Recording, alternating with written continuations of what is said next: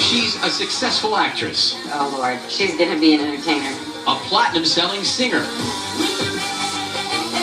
A tabloid headliner. Yeah, that wasn't really fun. And a friend. I'm like, just, sorry, what do you mean? Now they're gonna know. Selena Gomez may be just 21 years old, but she's felt the highs and lows of fame. I didn't expect it to be as controversial as it ended up being. Tonight, I'm getting together with the young star for laughs, friendly competition, and to ask some hard-hitting questions. Was that a difficult one for you? And how long will you keep the highlights?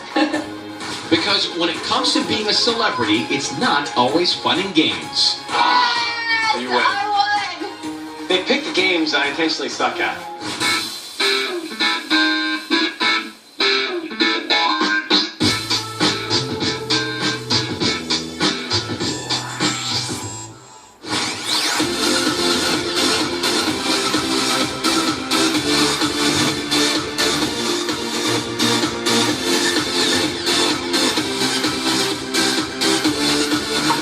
Go, guys. Let's embarrass ourselves. Okay, here we go. Okay. Interview Pong. Have you ever done this? Never. Great. But I'm gonna try. Just don't ask her something serious. Ready? So who were your inspirations as a kid? Like, who'd you look up to in Hollywood? It would probably actually be Hillary Duff. Because she was on Lizzie McGuire. And so that makes me feel old. What? That makes me feel old. Oh, sorry. That's all right. And then who were your... Jeez, quit I'm hitting it so sorry. far back. Okay. So it's 6 serving 1? It's probably 20 serving I'm one. keeping the score. So if you weren't in entertainment, what would you be in? Professional ping pong player. Clearly. It's been said and done. Every beautiful thought's been already sung. From Disney darling to pop princess, Selena Gomez is one of Hollywood's most in-demand talents. I met the actress and singing sensation when she was only 16 years old, and her career has skyrocketed since. Her platinum-selling singles, box office hits, and widely reported romances have made Selena one of the most talked-about performers in the business. I sat down with the 21-year-old to discuss her crazy journey through stardom and how it all began.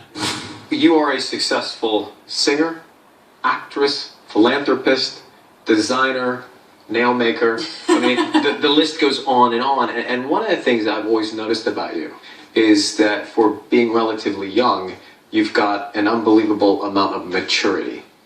And where do you think that maturity comes from? Does it come from how you were raised or just starting in the business early? I think a combination of both, probably. When I started acting, I was 7, and I worked with adults, and you'd have to treat them with respect, and that's how I was raised. So I guess in a way I just grew up with that. And then once you start elevating it into where I've become now, it's just like you kind of have to be, in a way. You grew up with different cultural influences from your parents. Your father, Mexican descent, your mother, Italian. How did those cultures influence you as a kid? On my dad's side, it's really all about family. And it's, like, I should have kids now and be... I think you should wait. Definitely going to. But, I mean, they passed those traditions on to me that I'm really thankful for. And then on my mom's side, it was just more about, just loving each other and food. Because, in the South, we know how to get some good food, so... And then there was a time when they split up. How old were you? I believe I was about 4 or 5. It was kind of blurry. And what do you remember about that time? It was confusing, just because I didn't really know what was going on, and plus my parents were 16 and 17 when they had me, so it was I never really understood it, and to be honest, I think I blamed my mom, and I just wanted a family, and then realizing growing up, my mom did all of the right decisions. And at what point did you have that realization about your mom? I'd have to say, probably when she met Brian, which is my stepdad, it was really hard for me to accept my stepdad. I was still really young. I was 8. I wanted my family together. And then all of a sudden I just realized how happy my mom was, and Brian took on this dad role, and then I felt like I had the family that I wanted. Tell me about the first time that you decided, said to yourself, you know what, I love to act, I want to act. I think I always knew that I wanted to do it. Plus, I was an only child, so I basically entertained myself. I was super dramatic and always wanted to put on a show for everyone. I actually held auditions for my friends and wanting to like cast plays like my mom. And I mean, my mom was probably a little bit of an influence in that because of the theater background. I loved watching her do her own makeup and run the lines in the mirror, and then she'd kind of notice and be like, oh Lord, she's gonna be an entertainer. Well, here's the note from Mr. Boyd. And a postcard. To Barney and friends. From Colleen. When you were doing Barney, you were also going to school at the time, right? So Yeah. you'd work, you'd go to class, you'd go to school. How were you treated by other students when you were on a show like that?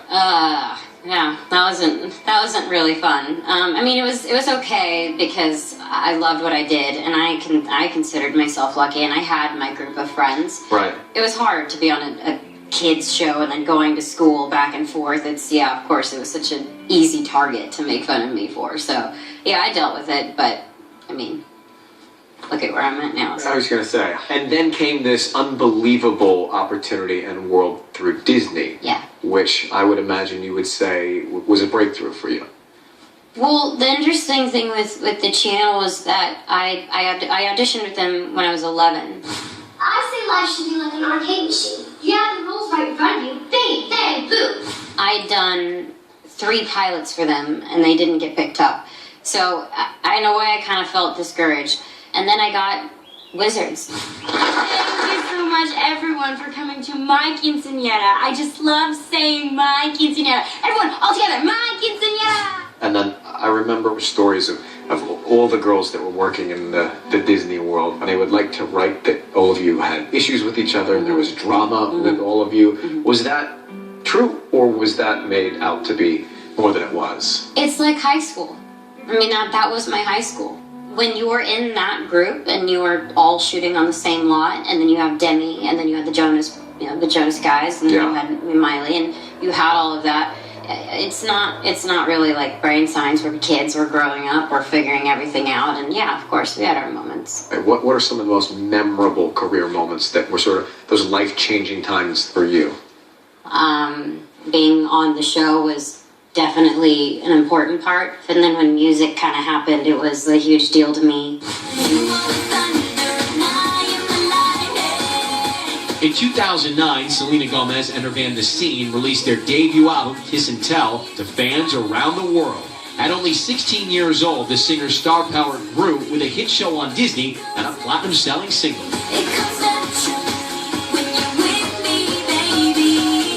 You took a big leap with that record specifically, and one that was a little bit risky, because would you be accepted in this world of pop music on the pop charts? Were you ever worried about that or nervous about that? Yeah, music's a lot more intimidating than the acting side of the industry for me. I'm just still kind of doing my thing and trying to, make great music, and yeah, of course, I was intimidated. And because you were doing so much, did you ever feel like you missed out on doing normal things that normal kids get to do? I guess, but I don't really regret that. There were definite weekends where I could go to the beach and have sleepovers with my friends. So I had those moments. I think I had enough of them, to be honest, because I do enjoy this, and I don't regret wanting to live a different lifestyle. Coming up, Selena shares with me the difficult side of fame. It gives me anxiety. It's not something that I'm really like.